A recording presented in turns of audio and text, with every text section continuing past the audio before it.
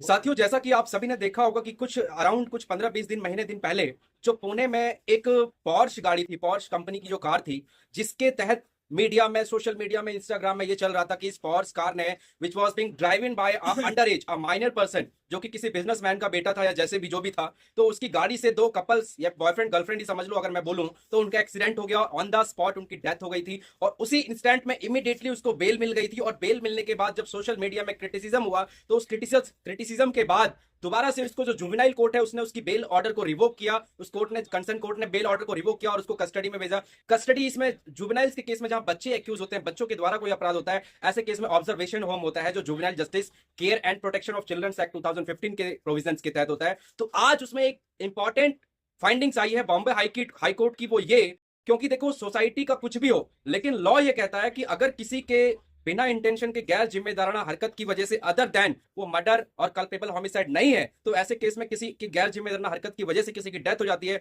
तो एक bailable offence होता है सेक्शन 304 ए ऑफ आईपीसी के तहत, जो एग्जिस्टिंग है, जिसमें कि 2 साल तक पनिशमेंट हो सकती है। बेलेबल होता है मतलब ऑन द मोमेंट आप अरेस्ट होकर के आपको bail as a matter of आपका अधिकार है और बेल उसी के तहत मिलनी चाहिए थी। लेकिन सोशल मीडिया का प्रेशर इतना था कि इस वजह से ये आज तक ऑब्जर्वेशन होम में था। उसके फादर और कौन कौन सा अरेस्ट हो गए वो अलग मैटर है, लेकिन अब इस बच्चे को बेल मिल गई है दो चीजों पे। नंबर वन, क्योंकि 304 A is a bailable offence, cognizable and bailable offence as per the CrPC, as per the IPC. और अब बेल होने के बाद